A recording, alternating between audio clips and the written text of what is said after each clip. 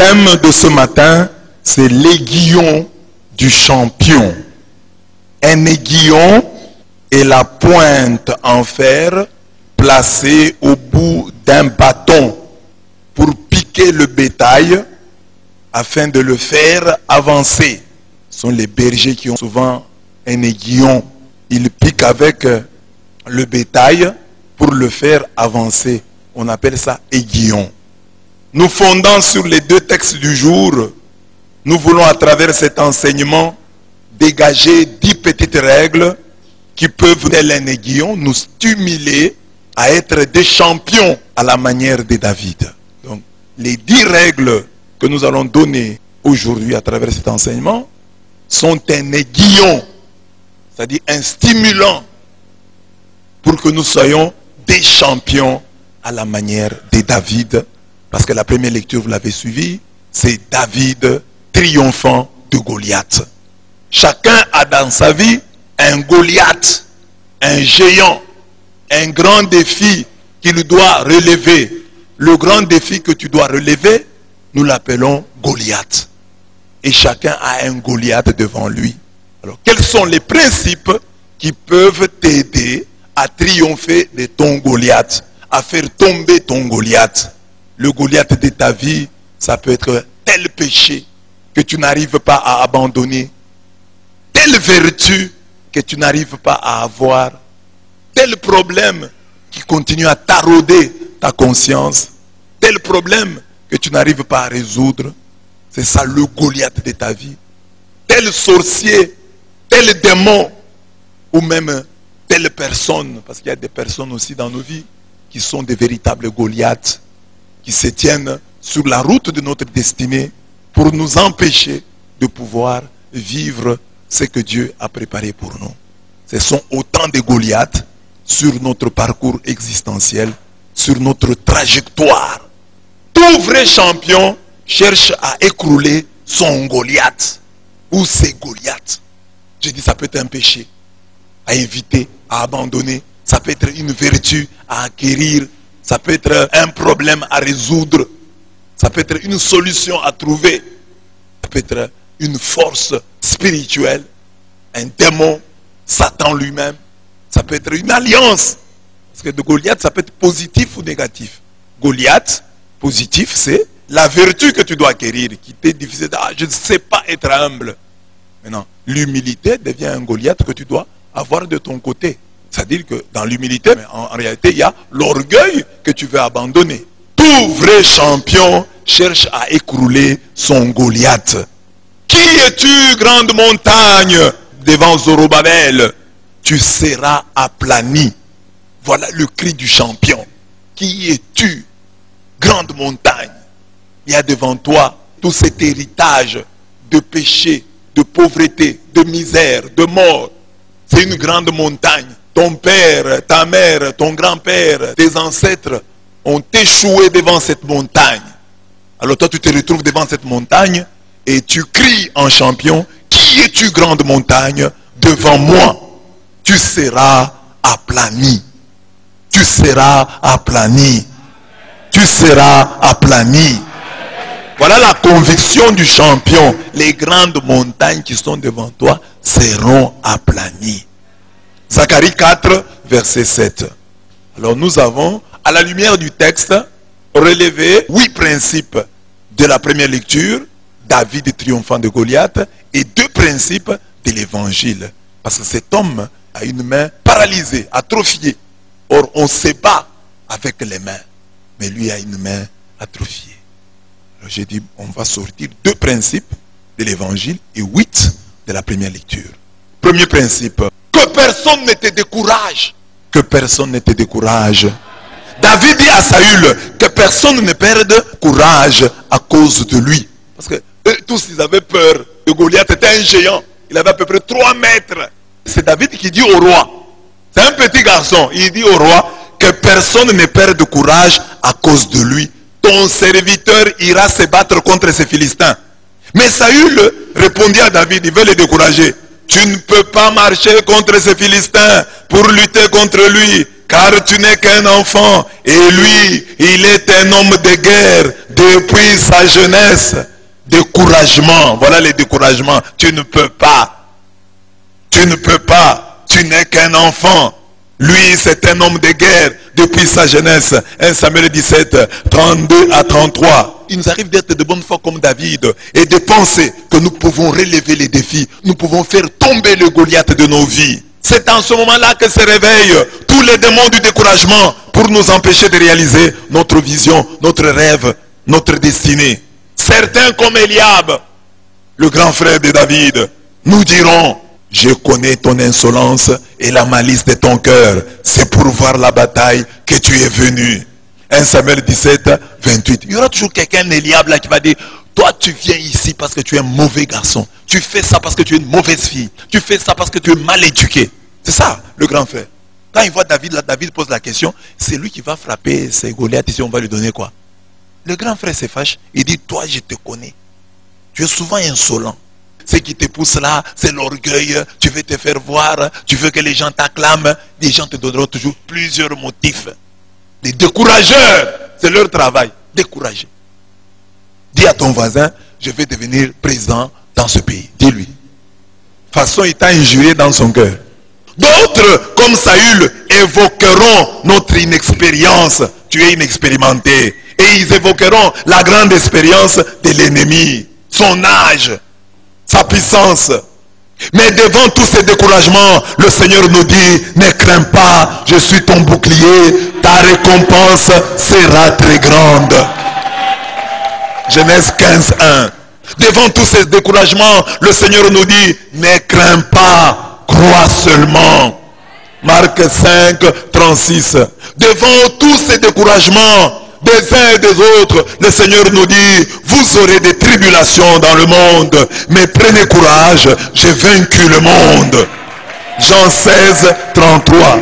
L'homme courageux, ce n'est pas celui qui est libéré de toute peur. L'homme courageux, c'est celui qui avance malgré sa peur. Tu as peur, Goliath est géant, mais avance. Tu as peur, les gens veulent te compliquer la vie, avance. Les gens créent des problèmes, avance. Et puis les gens qui veulent se moquer de leurs ennemis, la plus grande moquerie contre l'ennemi, c'est ta joie, ton sourire. Il y a des gens qui te font du mal, ils veulent te voir triste. La meilleure manière d'avancer, c'est d'être toujours souriant. Sois souriant. Parce que chaque matin, ton ennemi là te regarde. Même les ennemis qui sont tes ennemis ici à l'église, ils viennent te regarder comment il est aujourd'hui. Ah, il est triste. Sois toujours joyeux. Si même dans cette église, tout le monde est contre toi, l'unique personne qui est pour toi là, quand tu la vois, ris avec sérieusement. Vous verrez quelqu'un: tu te moques de moi? Tu te moques de moi? Je ne te moque. J'ai ri. On rit avec lui. Ris. Commence déjà à rire. Parce que l'ennemi veut te voir triste. Même à la maison, l'ennemi veut te voir triste. Il y a des femmes qui font des choses pour t'énerver. Tu sois triste, tu attrapes des maladies, tu meurs, elle reste se remarier. Alors papa, ne meurt pas. Il y a des voisins qui font des choses pour que tu sois triste. Dans la parcelle où vous êtes là, ne cède pas cette tentation. Tu perdrais ta joie pour ça. Avance. L'homme courageux, j'ai dit, ce n'est pas celui qui est libéré de toute peur, c'est celui qui avance malgré sa peur. Il est comme le lion, le plus brave des animaux, qui ne recule devant rien. Qui ne recule devant rien. Proverbe 30, 30. Bien aimé, il n'y a pas que les hommes qui nous découragent. Les événements aussi nous découragent. J'ai essayé, ça n'a pas marché. J'ai réessayé, ça n'a pas marché. Les événements, les échecs nous découragent. Toi, ne te décourage pas. Eux, ils essayent de te décourager. Mais toi, ne te décourage pas. Tu auras toujours des gens et des choses et des événements pour te décourager. Ce n'est pas parce que eux te découragent que toi, tu dois te décourager. Avance. Essaye encore. Si tu as échoué aujourd'hui avec 30, échoue demain avec 40. Échoue après demain avec 50. Oui, avec 50. C'est une petite réussite, mais pour quelqu'un ça peut être un échec. Ah, je n'ai eu que 50, oui, c'est déjà quelque chose. Et restez encore. Tu feras 60, tu feras 70. Et puis tu te distingueras un jour. Mais ne te décourage jamais. Les lâcheurs auront toujours du mal à gagner. Tu ne vas pas gagner parce que tu es lâcheur. Oh non, ça ne marche pas, j'échange. Ça ne marche pas, j'abandonne. N'abandonne pas, avance. Le diable a de la persévérance dans le mal. Mais comment nous les enfants de Dieu n'en avons pas dans le bien? Parce que nous tous ici, nous avons de l'acharnement. Quand il s'agit de faire une mauvaise chose, tu t'acharnes. Mais quand tu as l'occasion de faire le bien, tu ne t'acharnes pas. Acharne-toi. Persévère dans le bien. Ah, comme j'ai échoué, je vais encore échouer. Non, tu ne vas plus échouer. Que personne ne te décourage. Prie le Seigneur, dis-lui, Seigneur, je refuse que les événements, que les échecs, que les hommes, que les femmes, que les choses me découragent. Je refuse, je dois avancer malgré la peur. Je refuse qu'Eliab me décourage. Je refuse que Saül me décourage. J'avance, j'avance, j'écoute ta parole. Tu me dis, ne crains pas, crois seulement. Tu me dis, ne crains pas. Ceux qui sont avec toi sont plus nombreux et plus forts que ceux qui sont avec eux. Ne crains pas, ta récompense sera grande, sera grande. Aide-moi, aide-moi Seigneur, aide-moi Seigneur. Que jamais je ne me décourage. Que jamais je ne me décourage. N'oublie pas ton CV. Au propos décourageant du roi Saül, David opposa son curriculum vitae. Son CV. Vous me découragez? Mais j'ai un CV. Il a une biographie. Il a une histoire. Sa marche avec Dieu est une histoire. Il a une trajectoire. Il a un parcours. Il a un background. Il a une expérience avec Dieu. C'est ce qu'il dit à Saül. Ton serviteur faisait paître les brebis de son père. Et quand un lion ou un ours venait en enlever une du troupeau, je courais après lui. Je le frappais et j'arrachais la brebis de sa gueule. S'il s'est dressé contre moi, je le saisissais par la gorge. Je le frappais et je le tuais. C'est ainsi que ton serviteur a terrassé le lion et l'ours. Il lancera du Philistin, de cet incirconcis comme de l'un d'eux, car il a insulté l'armée du Dieu vivant. Yahweh qui m'a sauvé de la griffe du lion et de l'ours me sauvera des mains de ces Philistins. 1 Roi 17, 34 à 37. C'est pourquoi on dit toujours à l'homme de faire le bilan. Bénis le Seigneur, ô mon âme, n'oublie aucun de ses bienfaits. Il faut faire l'inventaire des bienfaits de Dieu dans ta vie. Les bienfaits de Dieu dans ta vie constituent ton CV, constituent ton histoire avec Dieu. Et quand les problèmes vont se présenter devant toi, souviens-toi toujours de cette histoire que tu as avec Dieu. Et dis-toi, le même Dieu qui m'a donné de gagner autrefois, me donnera de gagner cette fois encore. Ça c'est Moïse à Réphidim. On dit, demain matin, j'irai me tenir au sommet de la montagne et je tiendrai à la main le bâton de Dieu. Il va à la montagne. Quand Josué se bat dans la plaine, lui est sur la montagne avec Aaron et Our. Et qu'est-ce qu'il fait? D'une main, il tient le bâton. Le bâton représente le CV. Avec ce bâton, il a fait des choses en Égypte. Avec ce bâton, il a traversé la mer Rouge. C'est ce bâton qui s'est transformé en serpent. Le serpent qui a avalé les serpenteaux des Janès et des Jambres, des magiciens d'Égypte. Alors il tient le bâton dans sa main et l'autre main est ouverte. Le bâton dans la main signifie il s'est déjà glorifié. La main vide mais levée vers Dieu signifie il se glorifiera encore. J'ai toujours quelque chose en main. J'ai toujours un bâton en main. Et le bâton que je tiens en main me dit, ton Dieu est encore vivant. Ton Dieu n'a pas encore démissionné. Ce que tu as déjà expérimenté dans ta vie prouve, démontre la proximité de ton Dieu. Ce Dieu-là est là. Ce Dieu est présent. Il agira encore. C'est pourquoi on nous dit dans la Bible, n'entretenez aucun souci, mais en tout besoin, recourez à l'oraison et à la prière. Quelle prière? Quelle oraison? Prière et oraison, pénétrez d'action de grâce pour présenter vos requêtes à Dieu. Philippiens 4, verset 6. Donc, quand vous priez, même quand vous avez des problèmes, ayez toujours le bâton de Dieu en main. J'ai le bâton, c'est-à-dire tu as déjà agi. Je suis en vie, tu as agi. J'ai des enfants, tu as agi. J'ai une femme, tu as agi. J'ai un mari, tu as agi. Toi, le même qui m'a donné ce travail, c'est le bâton que je tiens en main, tu me donneras la promotion. Tu m'as donné le ventre, tu y mettras des enfants. Tu m'as donné un diplôme, tu le valoriseras. Tu m'as donné des enfants, ils iront de l'avant. Ils seront mes flèches, les flèches de ma victoire. Je les lancerai et je gagnerai. Je gagnerai la bataille avec ces flèches que tu m'as données. C'est ça la joie. J'ai des problèmes mais j'ai des enfants. J'ai des problèmes mais j'ai une femme. J'ai des problèmes mais il y a des gens qui n'ont pas de femme. Il y a des gens qui n'ont pas de mari. Il y a des gens qui n'ont pas d'enfants. Il y a des gens qui n'ont pas de travail. Il y a des gens qui n'ont pas de diplôme. C'est que toi tu sous-estimes quelqu'un le cherche. Ce matin, cette histoire-là m'a aidé à traverser la mer Rouge. Ça m'aidera encore. Parce que sur le chemin là, c'est ce bâton-là qui sera frappé dans le rocher. Et l'eau en jaillira. Le même bâton.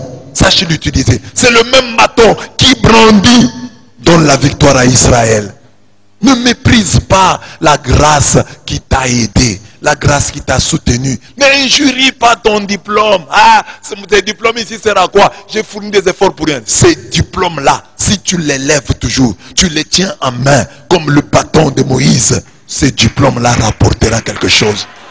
N'injurie jamais ta grâce. N'injurie jamais ton mari. N'injurie jamais ta femme, tes enfants. Ne les méprise pas. C'est quoi? Quels enfants j'ai? Parce qu'on peut parfois te dire, tu as une grande douleur, tu as une grande souffrance. Mais mon frère, Dieu quand même t'a donné les enfants. Quel enfant? Mais ceci, quel enfant? Ne méprise aucune de tes grâces. Tu as un CV. Tout ce que tu as eu de positif, c'est dans ton CV. Il n'y a personne qui met dans son CV le deuil. Il a perdu sa mère à l'âge de 2 ans. Ça ne rentre pas dans les CV. Dans les CV, on met des bonnes choses. C'est professionnel. Bon, j'ai fait ceci. Je suis détenteur d'un diplôme d'État. Je suis ceci. J'ai une expérience de 5 ans. Et ça qu'on met dans les CV. On m'avait giflé. On m'avait injurié 20 fois. On ne met pas ça dans les CV. D'ailleurs, si tu mets ça dans les CV, on risque de ne pas te prendre. Essaye de mettre dans ton CV tes malheurs. J'ai toujours de la malchance. Tu mets ça dans un CV, on va t'engager. Mais toi, tu as toujours la malchance. Et chaque fois que je touche quelque chose, cette chose-là meurt. Mais tu vas toucher l'entreprise, elle va mourir. On ne va pas t'engager. Dans le CV, on met des bonnes choses. Mais aussi dans ton CV, des bonnes choses. Dans le CV, on se valorise. Et on valorise. Par où on est passé. On va dire, j'ai travaillé dans une toute petite entreprise de rien du tout. Là. On ne va pas te prendre sérieux. Et cette mentalité de te valoriser, de valoriser ton histoire. Dans un CV, on se valorise. On valorise ton histoire. On met les qualités. Je suis capable de travailler sous pression. Valorise-toi. Amen. Dis à ton voisin, valorise-toi. Est-ce que tu es capable de faire? Ah, voilà. Il faut dire ça. Quand tu le dis dans la prière, dis-le aussi dans ta vie. Je ne suis pas n'importe qui. Je mérite ce poste. Quand on te demande, CV, est-ce que tu mérites le poste? Non, non, je ne mérite pas. Prenez-moi seulement par pitié. On ne te prend pas. Il faut que tu sois ambitieux. Amen. Dis à Dieu maintenant, j'ai un CV, une histoire avec toi. Appuie-toi sur mon CV, Seigneur, pour faire merveille dans ma vie. Appuie-toi sur ce que tu as fait hier. C'est ça le fondement. C'est ça la fondation de ma bénédiction future. J'ai déjà vu de l'argent. J'ai déjà touché de l'argent. J'ai une parcelle, j'ai une maison, j'ai un véhicule, j'ai des enfants, j'ai une femme, j'ai un mari. Oh Seigneur, appuie-toi sur ça. Il y a déjà quelque chose. Tu es le Dieu de l'alliance. Tu as commencé quelque chose dans ma vie. Tu ne saurais t'arrêter à mi-chemin. Quand tu as commencé, tu es le Dieu des œuvres achevées. Tout ce que tu as fait pour moi, je considère ça comme une alliance. En me donnant le souffle de vie, c'est un engagement que tu as pris de protéger ce souffle-là. En me donnant un travail, c'est un engagement que tu as pris de pouvoir le protéger et de me donner la promotion. En me donnant un véhicule, tu as pris l'engagement de me donner aussi l'argent pour le carburant. En me donnant un téléphone, tu as pris l'engagement de me donner un forfait, de me donner des mégas, de me donner des unités. C'est un engagement que tu as pris. En me donnant un corps, tu as pris l'engagement de l'habiller et de le nourrir. Tu es le Dieu de l'alliance. Tu as pris des engagements. À chaque fois que tu m'as donné quelque chose, tu t'es engagé à le protéger et à le faire fructifier. Je te bénis pour cela. Je te bénis, oh mon Dieu. Dans chaque don de ta grâce, je vois ton alliance. Dans chaque don de ta grâce, je vois un engagement de ta part. Sois loué, sois béni. El Bérit. Dieu d'alliance. Arme-toi simplement. Le roi Saül revêtit David de sa tenue militaire. Lui mit sur la tête un casque de bronze, il devait peser, et lui fit endosser une cuirasse qui devait peser. Il ceignit David de son épée qui devait peser par-dessus sa tenue. David essaya de marcher car il n'était pas entraîné. Et il dit à Saül, je ne puis pas marcher avec cela car je ne suis pas entraîné. C'est pas ma vie. Je ne suis pas entraîné. On l'en débarrassa donc. David prit son bâton en main. Il se choisit dans le torrent 5 pierres bien lisses et les mit dans son sac de berger, sa giberne. Puis la fronde à la main, il marcha vers le Philistin. 1 Samuel 17, 38 à 40. Au grand mot, les grands remèdes. Ce proverbe est contredit par l'expérience que fait David dans son combat asymétrique contre Goliath. Il dit, au grand mot, les grands remèdes. Non. Il dit, au grand mot, les remèdes habituels. Les remèdes de toujours. Mais change de remèdes. Non, toujours les remèdes là, les anciens là, je vais les utiliser. En effet, en voyant la taille de Goliath, les enfants d'Israël ont dû se décourager. Avec quelles armes allait-il affronter ce géant? L'armure spéciale de Saül ne fut d'aucun secours pour David. Il préféra son armure du quotidien. L'armure ordinaire d'un berger. Son silence. Quand Dieu décide de nous donner la victoire, il agit malgré la faiblesse de nos moyens de combat. C'est ce qu'il fit à Jéricho. Les murs tombèrent, écroulés par la puissance de l'obéissance. C'est ce qu'il fit à Thébèche. Avec une meule, un ustensile de cuisine, une femme donna la victoire à tout un peuple. C'est ce qui arriva à Samson. Avec une mâchoire d'âne, il tua des milliers de Philistins. L'armure ordinaire qui fait des choses extraordinaires nous enseigne une vérité de taille. La force ne rend pas l'homme vainqueur. 1 Samuel 2, 9. On équipe le cheval pour le jour du combat, mais c'est à Yahweh qu'appartient la victoire. Je parlais du bâton là. L'armure ordinaire, ta prière de chaque jour. Ne pense pas qu'il y a des prières spéciales pour vaincre. La prière que tu fais chaque jour là, prends-la au sérieux. Fais-la bien. Qu'elle ne devienne jamais routinière. David a dit, mon bâton ici, mes pierres ici vont faire quelque chose. Et le bâton et les pierres ont fait quelque chose. Mais si toi tu crois que ta prière, le Notre Père, l'Ave Maria, ton jeûne de vendredi, ta prière de vendredi ne vont rien faire. Ils ne feront rien. David a cru en ce qu'il faisait. Ordinaire, il croyait en son armure ordinaire. Il croyait que cette armure ordinaire était capable de donner une victoire extraordinaire. C'est mon armure qui est ordinaire. Mais ma victoire sera extraordinaire. Ma prière est ordinaire. Mais il donnera une victoire extraordinaire. Mon jeûne est ordinaire. Mais comme je le prends au sérieux, il donnera une victoire extraordinaire. Et puis, refuser de porter la tenue de Saül, c'est refuser de mener une vie qui n'est pas la vôtre. Vous voulez être un champion, menez votre propre vie. Vivez avec vos propres moyens. Ne vous comparez à personne. Faites les choses comme vous-même. Restez vous-même. Ne menez pas la vie de quelqu'un d'autre. Oh, je vais vivre comme tel. Non, tu n'es pas tel. C'est ça, David, il refuse. La tenue de Saül est belle, elle est bonne, elle est efficace. Mais je ne la porte pas, c'est pas ma tenue. J'ai ma tenue, j'ai ma vie. Oh, faites comme tel. Non, non, je ne suis pas tel. Je peux imiter ce qu'il y a de positif en lui. Mais pas d'imitation servile. Pas de plagiat. Pas de copier-coller. Je peux prendre l'idée. Je peux m'inspirer de son comportement, de ses idées. Mais pas le copier bêtement. C'est pas ma vie. Et les gens qui copient les autres, qui veulent vivre comme les autres, qu'est-ce qui leur arrive? Ils s'endettent. Je veux vivre la vie de quelqu'un d'autre. Ah, il a payé telle veste, je veux aussi payer. Mais lui, après avoir payé la veste, il a encore de l'argent. Toi, tu payes la veste là, tu n'as plus rien. Et finalement, tu meurs. Parce que tu voulais mener une vie qui n'est pas la tienne. Même ta propre vie. Un jour viendra. Il y a des gens qui mènent la vie d'autrui. Vous ne pouvez pas vous permettre un jour, Dieu vous donne 1000 $, vous allez payer une paire de chaussures de 500 $, de 300 $. Non.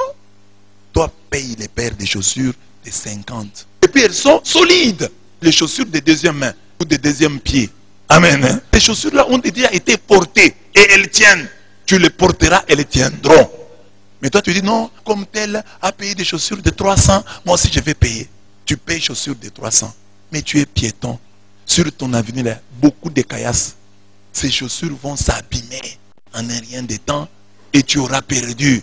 Alors que si tu as payé des chaussures de seconde main ou de second pied, hein, tu tiendras plus longtemps. Pourquoi tu échoues? Tu veux vivre comme l'autre là. Tu veux l'imiter. Tu ne sais pas où il trouve son argent, hein? Mais tu veux vivre comme lui. Tu ne réussiras pas. Même ta propre vie. Oh, je vais porter la tenue de Saül. C'est la tenue de Saül. C'est pourquoi dans la vie, les gens qui vont chez leurs amis, oh, prête-moi un peu ta robe là. Oh, prête-moi un peu tes chaussures là. Prête-moi un peu ta veste là. C'est très dangereux. Quand tu n'en as pas, tu n'en as pas. Porte ce que tu as. Sauf vraiment si tu es contraint. Par exemple, tu dois défendre un travail à l'université, on a dit tu vas porter la veste. Bon, là tu es obligé. Mais pas à l'occasion de rien comme ça. Les jeunes là qui ont l'habitude de voler les vestes de leur papa, de voler les robes de leur maman, de voler les chaussures de leur maman. Surtout ceux qui ont la même pointure que leur maman, ils volent les chaussures. Maintenant pour rentrer à la maison, heureusement ils ont des sacs. Vous pouvez voir des filles qui ont des gros sacs là. Ce sont les filles qui volent les pagnes des mamans, les habits des mamans. Au retour, et elle doit mettre ça dans le sac. Les chaussures de maman. Elle ne peut plus rentrer avec. Vous pouvez voir une fille à l'université là, elle est habillée autrement. Sur le chemin du retour là, à la porte de chez elle là, elle est habillée aussi autrement. Où est-ce que tu t'es changé? Oh, chez mon ami. Un jour, maman t'attrapera. Refuser l'armure de Saül, c'est aussi refuser de mener une vie d'emprunt qui n'est pas la sienne, à travers les dettes, à travers les plagiats, à travers le manque de personnalité. Il y a des gens qui manquent de personnalité. Tu entres dans un combat qui n'est pas le tien, parce que tel est là. Tu ne sais pas ce qui oppose tel à tel. Toi, tu entres là, tête baissée. C'est le combat d'autrui, c'est pas ton combat. Oh non, vous allez faire des réunions, vous allez voir, c'est ton combat, c'est ton combat. Toi, tes propres combats, tu les as déjà gagnés. C'est pourquoi dans la vie, je vous répète, dans la vie, les gens qui vont de l'avant n'ont ni amis ni frères. Mais les gens qui ont trop d'amis, trop de frères, n'avancent pas. Et l'histoire me donne et me donnera raison. Des gens qui ont, ah, ça c'est mon frère, ça c'est ma soeur. On a critiqué ma soeur, on a critiqué mon frère. Je me mets du côté de mon frère. N'avance pas dans la vie, regardez bien. Mais les gens qui sont, oui c'est mon frère, bonjour, bonjour, ma soeur, bonjour, bonjour. Mais je mène ma vie. Je ne peux pas porter les habits de Saül. Je ne peux pas porter le combat d'un autre pour rien. Non, c'est son problème. Il a eu de conflits avec tel. Moi je n'entre pas là-bas. C'est son combat. Même les gens qui se lavent avec les autres, tu es mal barré. Lave-toi tout seul. Tu as une maison. Et Laurent dit, Enoch, j'ai une fille là, je vais venir avec elle chez toi là. Et Enoch accepte. Oui, viens. Dis, vous avez échoué dans la vie. Tu sais ce que Dieu te prépare demain. C'est le même là qui va dire à ces messieurs, on était des aventuriers. Vous imaginez, moi, j'ai été chef Kiro. Quand ici j'ai commencé à l'école de la Bible, un garçon qui a été mon Kiro à Lubumbashi a cherché dans ma vie une histoire pour me discréditer, n'a pas trouvé. Qu'est-ce qu'il a dit? La Bible là c'était un Kiro. Alors les gens là ont pensé à utiliser ça. Tu vois? Parce que tu ne sais pas. Aujourd'hui tu es Enoch Mangapi, mais tu ne sais pas ce que Dieu te prépare. Si quelqu'un a cherché à utiliser le fait que j'ai été Kiro, et moi j'étais Kiro, il a dit je suis scout. Mais imaginez, le scoutisme c'est un bon mouvement. Mais des gens ont raconté des histoires sur les scouts. Mais moi je n'étais même pas scout, j'étais Kiro. Mais comme ces gens-là, le garçon là n'avait rien à dire de négatif vraiment sur moi. Alors là tu vois ça qu'il était Kiro. Quand tu ne prépares pas l'avenir, tu oublies, tu t'impliques avec les gens là parleront contre toi. Et qu'est-ce qui prouve que demain, Laurent et Enoch ne seront pas des ennemis? Les complicités coupables te lient. Parce que si vous avez déjà volé avec quelqu'un, ou tu avais fait telle chose, mais il va te dire, bon, mon cher, n'oublie pas hein, d'où nous venons. Et puis tu vas la fermer. Sois personnel. Ris avec les gens. Bonjour. Oui, Roméo, ça va, ok. Mais pas que Roméo, allons nous laver. Non. Chacun se lave dans sa propre douche. Pas de complicité coupable avec les gens. Les complicités coupables vous affaiblissent. Un jour, vous deviendrez chef. Même manger trop chez les gens, trop dépendre des gens. Ces gens-là, tu ne sais pas ce que Dieu te prépare. À moins que ces gens-là soient des gens de bien. Mais des gens comme ça sont des dettes qui t'obligeront un jour à porter une tenue qui n'est pas la tienne. L'hypocrisie. Porter les habits d'autrui, c'est l'hypocrisie. Être avec quelqu'un, rire, mais en dessous, le combattre. Mène ta propre vie. Mène tes propres combats. Tu ne les as pas encore résolus. Mène tes propres combats.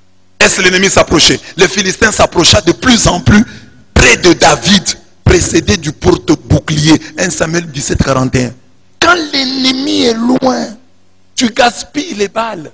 Attends qu'il s'approche. David montre qu'il maîtrise bien l'art de la guerre lorsqu'il ne se précipite pas en attaquant Goliath. Tirer de loin sur l'ennemi, c'est gaspiller l'énergie et les balles. Cette technique avait déjà été utilisée par Dieu lors de la traversée de la mer Rouge. Les Israélites pénétraient à pied sec au milieu de la mer et les eaux leur formaient une muraille à droite et à gauche. Les Égyptiens les poursuivirent et tous les chevaux de Pharaon, ses chars et ses cavaliers pénétrèrent leur suite au milieu de la mer. À la veille de la nuit, Yahweh regarda le camp des Égyptiens et jeta la confusion vers le camp des Égyptiens. Ils sont aussi entrés sur le boulevard créé dans la mer. Ils sont entrés. Dieu pouvait déjà les empêcher d'entrer, mais Dieu les a laissés entrer. C'est quand tous sont entrés que les eaux ont reflué sur eux et les ont tués. Lorsque l'ennemi s'approche de plus en plus de nous, ne pensons pas que le Seigneur s'éloigne. Soyons convaincus que le Seigneur laisse l'ennemi s'approcher de nous afin de lui infliger une défaite cuisante et mémorable. L'ennemi là qui persévère à te poursuivre, tu le fouilles, il te poursuit, tu le fouilles, il te poursuit. Laisse-le. C'est la technique du Seigneur. Le Seigneur fait en sorte qu'il se rapproche pour quand tu vas frapper, qu'il sente qu'on l'a vraiment frappé. Il m'a combattu comme ça, j'ai fouillé, j'ai fait comme ça, je l'évite, il me suit toujours. Laisse-le. Dieu va le frapper très mal. Et vous qui vous acharnez sur des gens, Dieu va vous frapper. Vous voyez dans la vie, l'acharnement sur quelqu'un, c'est toujours dangereux. C'est celui qui s'acharne sur l'autre qui perd. Les gagnants ne s'acharnent jamais sur les gens. Un gagnant, on l'attaque. Bon, il se défend. Mais ceux qui s'acharnent sur les autres, si dans ta vie tu as une bête noire, quelqu'un dont tu parles à tout moment, quelqu'un dont tu contrôles la vie à tout moment, c'est toi qui vas perdre. Je m'approche de David, je vais le tuer. Mais il va te battre.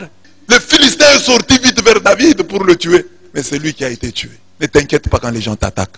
Ne t'inquiète pas quand les gens s'acharnent contre toi. C'est toi qui sortiras vainqueur de ce combat.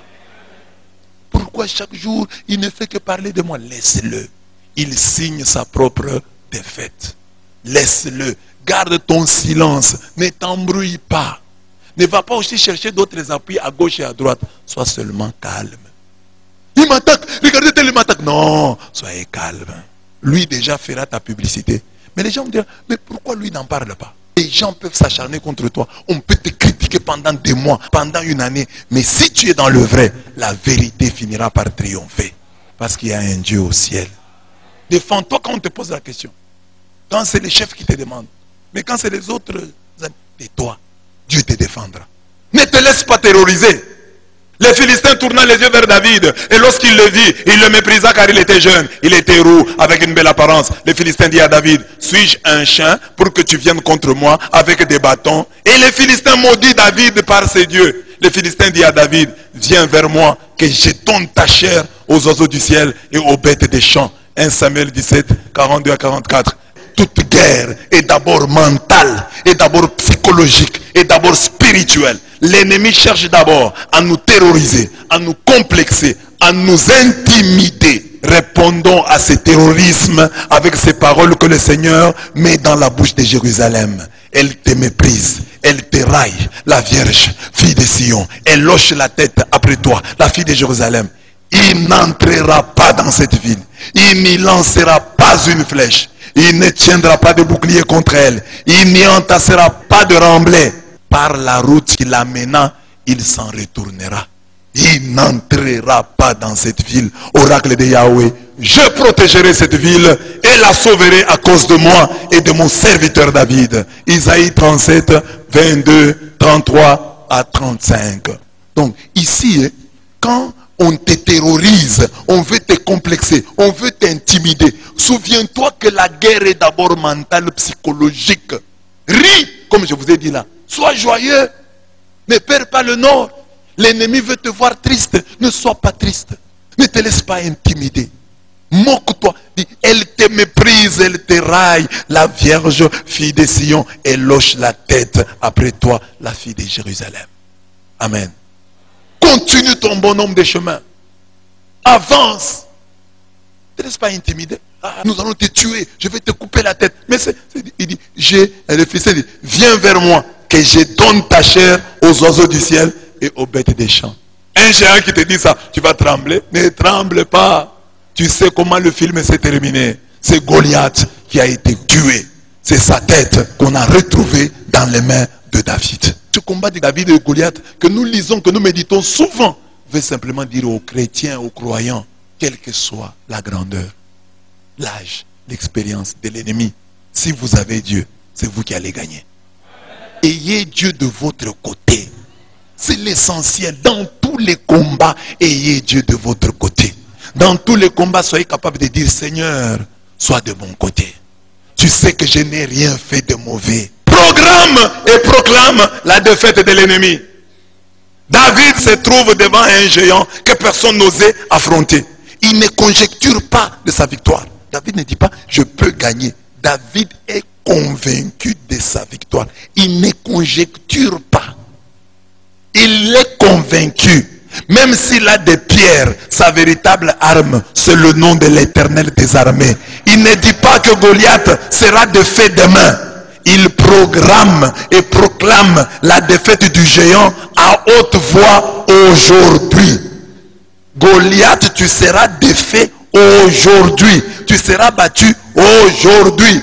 David sait qu'il ne tuera pas seulement Goliath, mais aussi ses compatriotes. Cette guerre est sainte, car au moins le peuple apprendra à travers elle la puissance et le mode opératoire de Dieu. Laissons parler David de lui-même. Tu marches contre moi avec épée, lance et cimeterre. Mais moi, je marche contre toi au nom de Yahweh Sabaoth, les dieux des troupes d'Israël que tu as défiés. Aujourd'hui, il ne dit pas demain, aujourd'hui, Yahweh te livrera en ma main. Pas dans la main de mon père, de ma soeur, en ma main. Pas dans la main des autres Israël, en ma main. Aujourd'hui, je t'abattrai, je te couperai la tête. Je donnerai aujourd'hui même ton cadavre et les cadavres de l'armée philistine aux oiseaux du ciel et aux bêtes sauvages. Lui, Goliath a dit, viens vers moi que je donne ta chair aux oiseaux du ciel et aux bêtes des champs. Lui dit, je donnerai aujourd'hui même ton cadavre et les cadavres de l'armée philistine aux oiseaux du ciel et aux bêtes sauvages. Toute la terre saura qu'il y a un Dieu en Israël. Et toute cette assemblée saura que ce n'est pas par l'épée ni par la lance que Yahweh donne la victoire. Car Yahweh est maître du combat. Il vous livre entre nos mains. 1 Samuel 17, 45 à 47. Comme nous le savons, David a battu Goliath. On comprend alors pourquoi il peut chanter aux uns les chars, aux autres les chevaux, à nous le nom de l'Éternel. Psaume 20, verset 7. L'homme de foi ne dit pas, je peux le faire. Il dit, je vais le faire. Il dit, je le fais maintenant même. Programme et proclame. Programmer, c'est par rapport au temps. Aujourd'hui. Programme aujourd'hui. Proclame. Je te l'ai dit. Je te dis que je vais te battre aujourd'hui. Je vais te battre aujourd'hui. Chaque matin quand tu te lèves, dis-toi qu'il y a un miracle de l'aujourd'hui. Que Dieu te bénisse aujourd'hui. Que Dieu te donne de gagner, de l'emporter sur Goliath aujourd'hui. Il y a une victoire que tu dois glaner aujourd'hui. Il faut qu'aujourd'hui, avant de dormir, tu dises, j'ai gagné. Là, j'ai gagné. Là, j'ai triomphé. Là, j'ai gagné. Je veux que ce soir, tu dises ça. Que Dieu te donne une victoire aujourd'hui. Et qu'avant de dormir, tu dises, faisant le bilan de la journée, ça, c'est le Goliath que je fais tomber. Dieu a exercé mes mains pour le combat. Et aujourd'hui, j'ai obtenu ça. Aujourd'hui, Dieu m'a donné ça. Il y a des gens ici dans cette église, chaque fois que je prêche sur aujourd'hui, le même jour ils reçoivent des grâces, le même jour ils reçoivent des bénédictions. Ils me disent, monsieur l'abbé, quand vous avez dit aujourd'hui là, ça m'est arrivé aujourd'hui, qu'aujourd'hui t'arrive aussi, qu'aujourd'hui cela t'arrive aussi, qu'aujourd'hui quelqu'un t'appelle, qu'aujourd'hui quelqu'un paye ta dette, qu'aujourd'hui on t'invite quelque part, qu'aujourd'hui on t'embauche, qu'aujourd'hui tu rencontres l'homme de ta vie, qu'aujourd'hui tu rencontres la femme de ta vie. Que quelque chose se passe aujourd'hui, programme-le aujourd'hui. Aujourd'hui. Ne dis pas, oh, ça va venir demain. David n'a pas dit, je battrai Goliath demain. Aujourd'hui, je vais battre Goliath. Il y a une victoire pour toi chaque jour. Et quand tu es devant Goliath, tu dois simplement dire, aujourd'hui, je te frappe. Aujourd'hui même, je l'emporte sur toi. Pas demain. L'obité l'élo. Amen. Passe à l'action avec ce que tu as. David passe à la contre-attaque. Le temps de l'observation, du devis, du planning est fini. Passons à l'acte. Sachons que nous n'utiliserons qu'une pierre au lieu de 5 ramassées et préparées pour la circonstance. Dès que le Philistin s'avança et marcha au devant de David, celui-ci sortit des lignes et courut à la rencontre du Philistin. Il mit la main dans son sac et en prit une pierre qu'il tira avec la fronde. Il atteignit le Philistin au front, la pierre s'enfonça dans son front et il tomba face contre terre. Ainsi David triompha du Philistin avec la fronde et la pierre. Il abattit le Philistin, il le fit mourir. Il n'y avait pas d'épée entre les mains de David. Il n'y avait pas d'épée entre les mains de David. 1 Samuel 17, 48 à 50. Nous devons lancer avec précision la pierre qui écroule Goliath. Nous devons avoir la conviction que la première pierre que nous lançons contre Goliath sera efficace. Ne jetons pas avec légèreté la première pierre. Jetons-la comme si elle était l'ultime, comme si elle était la dernière. Voyons chaque opportunité comme la dernière et agissons en conséquence. Ne dis pas, aujourd'hui je prie un peu, c'est demain que je prierai, vendredi quand nous irons là-bas en récollection, je prierai fort. Aujourd'hui, c'est la pierre dont tu disposes. Aujourd'hui, c'est la pierre dont tu disposes. Chaque fois que je donne une requête, c'est la pierre qui est dans tes mains, que tu dois jeter. Jette-la comme si elle était la dernière. David avait choisi, il avait 5 pierres, mais il jeta la première comme si elle était la dernière. Il jeta la première comme si il n'en avait pas d'autre. Parce que tu peux dire non, c'est la première, je lance d'abord comme ça. Non! Jette la première comme si elle était la dernière. Chaque fois que tu pries, prie comme si c'était ta dernière opportunité. Comme si c'était la dernière fois que tu rencontrais Dieu. Mais quand tu viens à l'église, tu dis, aujourd'hui j'ai prié un peu, mais demain je vais prier sérieusement. Tu ne prieras jamais. Chaque jour, quand tu as l'occasion de prier, de t'adresser à Dieu, adresse-toi à lui, comme si c'était la dernière opportunité. Chaque fois que tu as chassé le démon, chasse-le, comme si c'était ta dernière opportunité.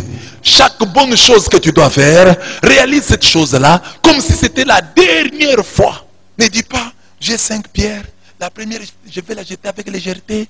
La deuxième, je jetterai avec légèreté. Quand je resterai avec une seule pierre, c'est la dernière que je jetterai sérieusement. Non! David avait 5 pierres. Il a utilisé une seule. La toute première, il a écroulé Goliath. Il a gardé les 4 autres. Il a gardé les 4 autres. Les 4 autres signifient, il y a encore des combats.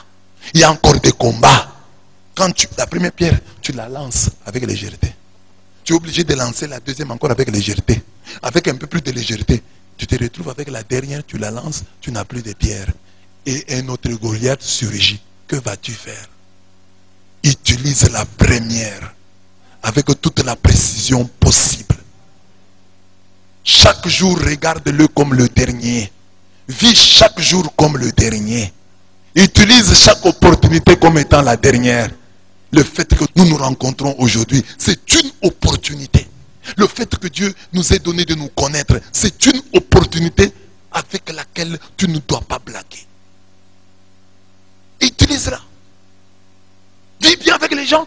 Ne crée pas de problème. les gens. N'entrez pas inutilement en guerre contre les gens. Tu ne sais pas combien de jours te restent. Tu ne sais pas ce que deviendra ton ennemi d'aujourd'hui. L'ennemi inutile que tu te crées. Chaque jour est une opportunité. Amen. Salue ton voisin comme si tu le saluais pour la dernière fois. Amen. Frappe les héros fuiront. Goliath le héros philistin est tombé. David courut et s'étint debout sur le Philistin. Saisissant l'épée de celui-ci, il la tira du fourreau, il acheva le Philistin et avec elle, il lui trancha la tête. Les Philistins voyant que leur champion était mort, s'enfuirent. Frappe les héros fuiront. Il y a des gens qui sont derrière les gens là, il faut frapper seulement leur chef là. Lorsque les héros tombent, il amène dans sa chute beaucoup de gens. La tête tranchée du héros sera le trophée de David et de tout celui qui ne compte que sur Dieu dans les guerres asymétriques. La tête tranchée du héros sera le trophée de David et de tout celui qui ne compte que sur Dieu dans les différentes guerres asymétriques. Qui gagne le combat de sa vie dissuade tous les ennemis de sa destinée. Il suffit de gagner. Il y a un combat, je dis ici, il y a des victoires qui changent toute notre trajectoire. Il y a une victoire qui va changer toute ta trajectoire. Il faut avoir la tête de Goliath entre tes mains et les gens vont te respecter et les gens vont fuir. Il y a des choses que les gens continueront à dire. Il y a des choses que les gens continueront à raconter tant que tu n'as pas la tête de Goliath entre tes mains. Mais si tu as cette tête, les gens la voient entre tes mains, ils vont la fermer, ils vont la boucler. Il y a des victoires qui changent toute une trajectoire, qui changent toute la trajectoire de ta vie. Il faut les emporter. Il y a ces victoires-là. Tu emportes cette victoire, c'est fini. Les autres victoires vont suivre. Parce qu'il y a des victoires qui font ta réputation. Regardez le professeur Bimouni Kweshi. Bimouni Kweshi a écrit seulement un grand livre. Un gros. Sa thèse. Discours théologique négro-africain. Problème de fondement. Oscar Bimouni Kweshi. C'est fini. Il n'a pas écrit un autre livre. Mais c'est ce livre-là qui a fait Bimouni. C'est ça le trophée de Bimouni. C'est ça la tête de Goliath. Ce livre, vous ne pouvez pas en Afrique donner le cours de théologie fondamentale sans recourir à ce livre-là. C'est notre somme théologique africaine. Comme on a la somme théologique de Saint Thomas. La nôtre en Afrique, c'est celle de Oscar Bimouni Kweshi. Discours théologique négro-africain. Problème de fondement. Oscar Bimouni Kweshi. Tu donnes un cours de théologie fondamentale sans citer Bimouni Kweshi. Nous sortons, nous partons. Il n'y a pas Bimouni Kweshi dans la biographie. On part. Dis, mes chers amis, partons. Nous sortons de la salle. Oscar Bimouni Kweshi. Et c'est ça. Donc un livre, une thèse peut changer toute ta vie, toute ta trajectoire. Parce que tu as bien écrit, tu as bien défendu et toute ta vie change. Monsieur Tchibang même. Monsieur Tchibang, c'est un débat avec son professeur, Van Est, sur la théologie africaine. Il parlait à l'époque, lui, de théologie de couleur africaine. Mais c'était le jeune homme qui a osé à l'époque. Et c'est ça qui a fait la gloire de Monsieur Tchibang. Qu'est-ce que moi aussi je peux faire? Une victoire qui va dessiner et décider toute ma trajectoire. Quelle est cette victoire que j'ai? Quelle est la tête de Goliath que j'ai en main? J'ai dit que pour le professeur Oscar Bimouni Kweshi, c'est sa thèse. Monsieur Tchibang, c'est son débat avec le professeur Monsieur Van Est. Et chacun a ça. Des gens ont eu un ouvrage, une intervention, une invention qui change toute ta vie. Un but. Il y a des joueurs dont un but a changé toute la vie. On jouait. Il ne restait que 2 minutes ou 3 minutes. On l'a fait entrer. Et dans 2 minutes, il a marqué 2 buts. C'est fini. Il était réserviste. Il devient titulaire. Les 2 buts là ont changé sa vie. La tête de Goliath. Il y a des victoires déterminantes. C'est pourquoi on dit, quand les grands joueurs, on dit, mais est-ce qu'il a déjà marqué un but lors d'une finale? Tu peux marquer un but lors des éliminatoires, bon, il y a un match aller-retour. Mais une finale, tu marques et tu qualifies ton équipe et tu donnes la coupe. Mais ça change tout. Tu as la tête de Goliath. Les gens commencent à te regarder autrement. Il y a des choses dans la famille. Construire une maison. Construire une maison pour toi, c'est déjà une victoire. Construire une maison pour les parents, c'est encore une victoire. La tête de Goliath, les gens vont te respecter. Il y a des prières qui sont des têtes de Goliath. Est-ce que tu as déjà fait un jeûne pendant 3 jours à sec? Tu as déjà fait un jeûne pendant une semaine? Tu as bien réussi un seul carême. Tu as déjà réussi. Parce que ça peut être ton carême là, qui dans le monde des ténèbres, on commence à te craindre. Ah, ce monsieur-là, quand il vous fait un carême, c'est sérieux. Il a la tête de Goliath. Parce que c'est ça. Quand David a la tête de Goliath, alors qu'il travaillait chez Saül tout ce temps, il chantait pour lui. Saül va demander, de qui est-il le fils? Mais tu étais avec lui, c'est toi qui as envoyé des gens aller le chercher là-bas. Non, je le voyais, mais je n'avais pas retenu son nom. Saül le roi retient le nom de David quand il voit la tête de Goliath en ses mains. Que Dieu te donne la tête de Goliath. Que Dieu te donne une victoire qui changera ta trajectoire.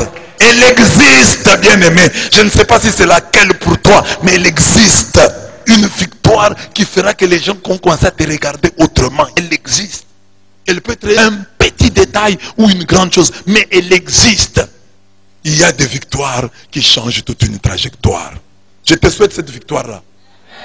Je ne sais pas si c'est laquelle pour toi, mais je suis sûr qu'elle existe. Il y a des choses, quand tu les as faites, les gens te respectent et c'est fini. Le reste va marcher comme sur des roulettes. Amen. Guéris de ta main sèche. Dans l'évangile de ce matin, Jésus guérit un homme à la main desséchée un jour de sabbat. Comme il devait souffrir cet homme à la main paralysée. Que des choses il ne savait faire à cause de son handicap. Ta main est desséchée chaque fois que tu ne sais pas lancer une pierre à Goliath.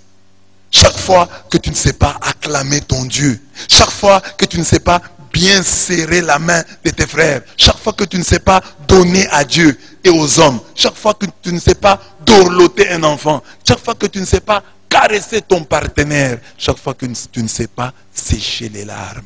Tout chrétien doit faire sienne cette prière.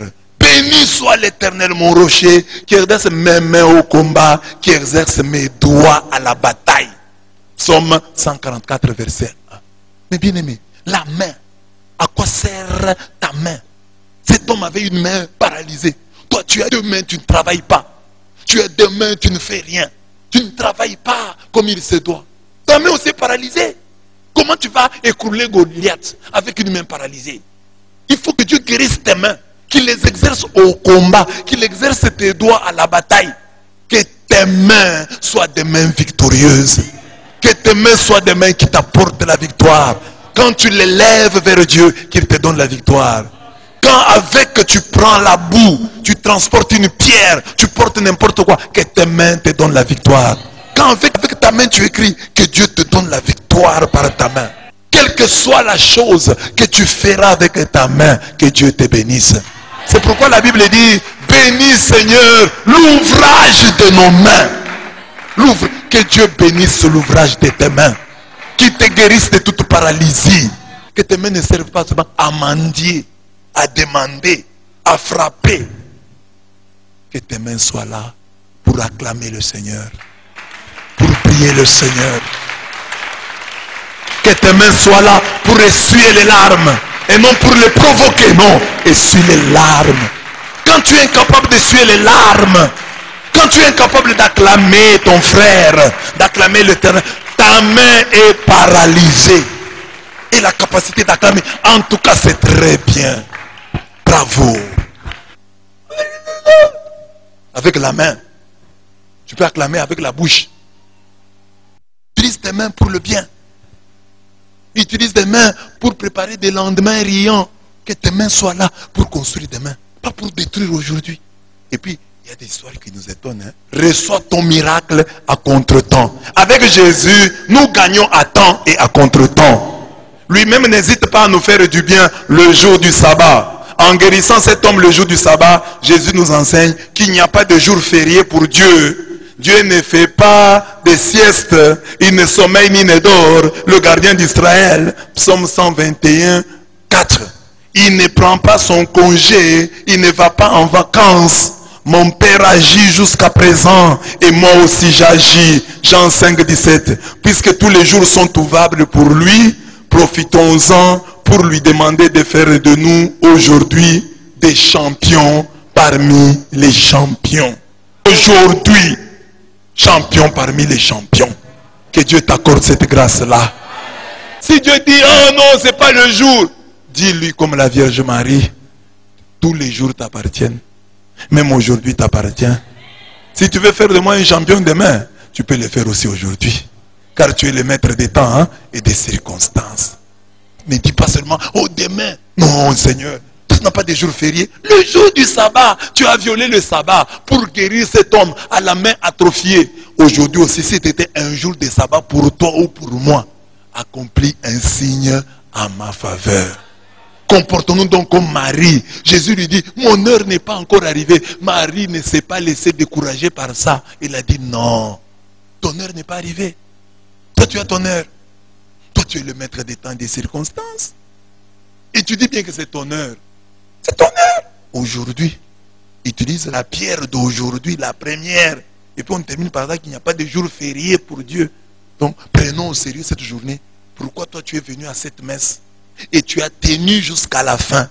Parfois, vous ne voyez pas la grâce que vous avez en étant là et en suivant et en entendant ce que tu entends, ce que tu suis là. Ça veut dire que Dieu veut faire quelque chose dans ta vie. Tu pouvais ne pas venir aujourd'hui. Tu pouvais déjà sortir. Mais pourquoi Dieu a voulu que tu suives jusqu'au dernier point? Dieu a un plan pour toi.